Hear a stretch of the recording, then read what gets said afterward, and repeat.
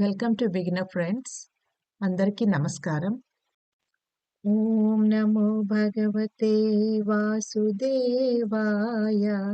ఓం నమో భగవతే వాసుదేవాయ.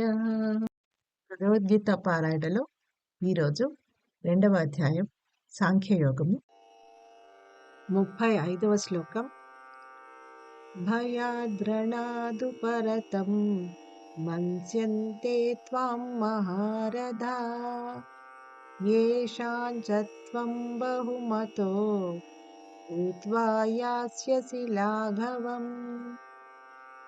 తాత్పర్యం: ఏ మహారథుల దృష్టిలో నీవు గొప్పవాడివో వారు నీవు యుద్ధభూమి నుండి భయముతో పారిపోయావనుకుంటారు. అలా వారికి నీ మీద ఉన్న గౌరవం పోగొట్టుకుంటావు.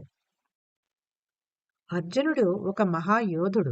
అంతేకాక కౌరవ పక్షాన ఉన్న భీష్ముడు, ద్రోణాచార్యుడు, కర్ణుడు వంటి అత్యంత సాహసవంతులకు కూడా గట్టి పోటీ ఇచ్చే ప్రత్యర్థి.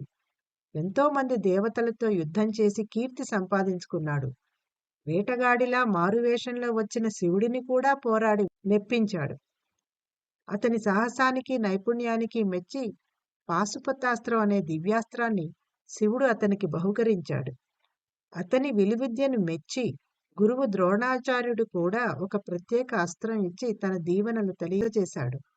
ఇప్పుడు యుద్ధ ప్రారంభానికి ముందు అర్జునుడు యుద్ధభూమి నుండి వెళ్ళిపోతే తన బంధువుల మీద ప్రేమతో ఇలా వెళ్ళిపోయాడు అని ఈ వీరయోధులకు ఎప్పుడన్నా తెలుస్తుందా?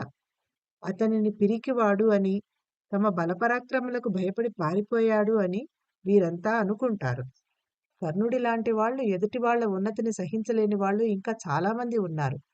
నీ బంధుమిత్రులు కూడా, నీ మీద అత్యంత గౌరవం కలిగిన వాళ్ళు కూడా, నీ పేరు ప్రఖ్యాతుల మీద నమ్మకం కలిగి ఉన్నవాళ్ళు కూడా నీవు యుద్ధం చేయకపోవడం చూసి పర్వతం మాదిరిగా ఉన్న నీ గొప్పతనాన్ని అణుమాత్రం చేసేస్తారు. అంటే నిన్ను చులకన చేసి మాట్లాడతారు. కాబట్టి యుద్ధం చేస్తావో లేక పారిపోయి లోకల దృష్టిలో అప్రదిష్ట పాలవుతావో నీ ఇష్టం, ఆలోచించుకో అంటున్నాడు కృష్ణుడు.